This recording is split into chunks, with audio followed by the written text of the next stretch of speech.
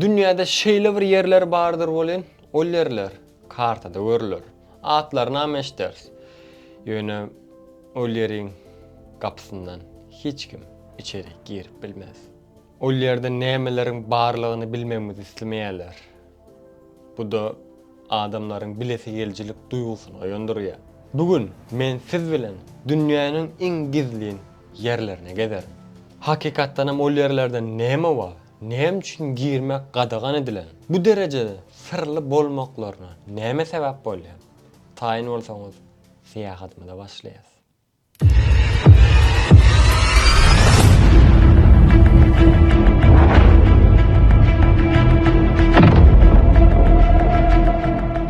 İlkinji duralgamyz Areýa 51. Çölüň içindäki görülmeýän dünýä. Nevada çölüniň soňsuz sessizliginde, gumly, şemally bu ýerinde dünýäde iň köp gürleşilýän Areýa 51 bar.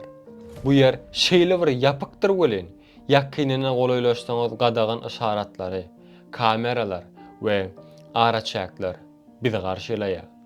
Hatda ol ýerden uçaram geçmeye. Bolýa-da bu ýeriň içinde näme bar? Bir aýtja geleceğin teknologiýalary, ýene biri gizlin uluglaryň parçalary, ýene birine görä ol ýerde adamlaryň bilinmeýän barlyklary geçirilýär. Bu ýer 1951-nji ýylda saýlanyp alynanlygy bilinýär. Ol wagtlar bu ýerde täze uçarlar barlanýardy. Asmanda heniz hiç ýerde görülmedik uçarlar uçurulýardy. Bu uçarlar bolsa asmanda bir-birinden ütgüşük hereket çağallar etýärdiler. Emma daşardan ören adamlar olaryň nämelik hakynda hiç zat bilen oklardy. Anha şeý diýem, bu ýerde nämäniň barlygyny bilmeýän adamlar tarapyndan bu ýerde uçýan taralkalar, başga planetalar, gelmişekler bar diýen ýaly pikirler döredilip başlady.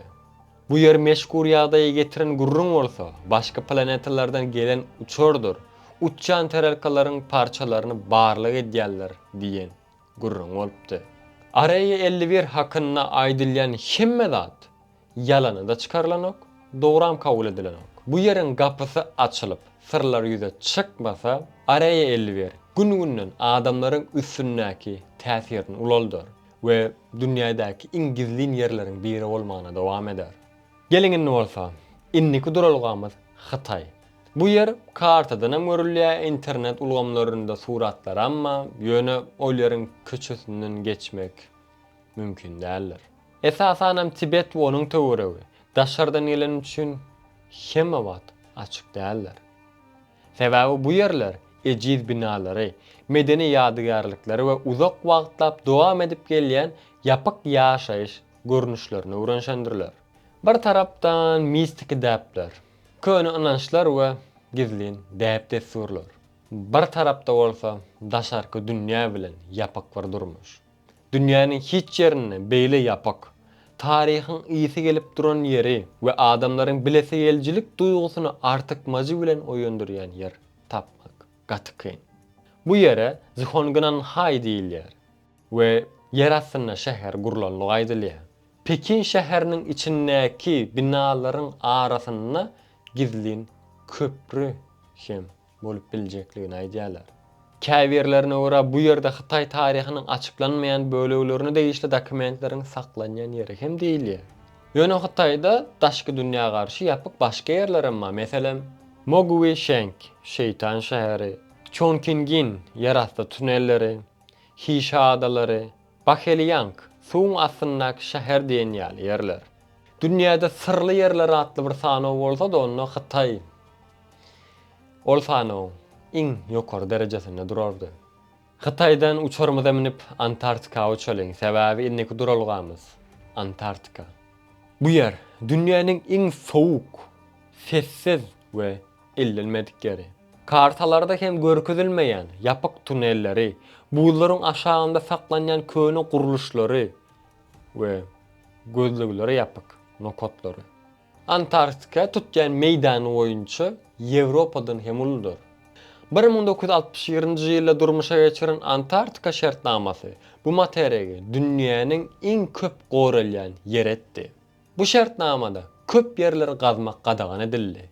Köp yerlerinde uçurmak hem gadagan edildi. Köp yerlerine bolsa adamların barmagy gadaganlar. Buýduň aşagynda nämeler barka diýilen gözlegi etmek kim mümkin däl diýiljek derejede kynlar. Soňky ýyllarda kosmosdan alynan suratlarda üçburç guruluşlar, tunele meňdeş zatlar, düz diýwar görnüşinde görülýän buz gaýalary, kilometrlerçe giňişlikdäki togalak şekiller görüldi. Köp gözlegler bularyň tebiği ýol bilen döräldigini aýtsa-da, käýberleri bolsa bularyň adamlar ýa-da başga planetallar tarapyndan edilenligini aýtýarlar. Bu ýerin köp ýerine adam barmanlygy sebäpli bular ýaly pikirleriň döremegi adaty zat elbetde.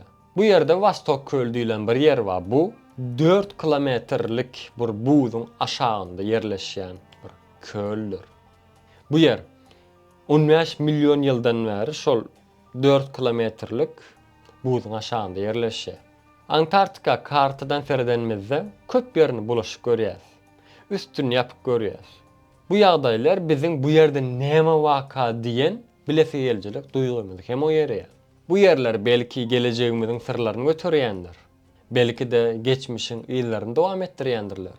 Belki de adamlaryň ellemeli däl ýerler bolup biler. Ýöne şunu aýdyp bilersiz. Bu gadagan edilen ýerler dünýädäki iň uly bilinmeýän hazina sandyklardyr. Belki de bir gün bu gapylar açylar we biz hakikatlary öwreneriz. Ýöne owuna çelli bu sirli ýerler adamlaryň bilesigeljilik duýgusyny imitlendirmäge dowam eder.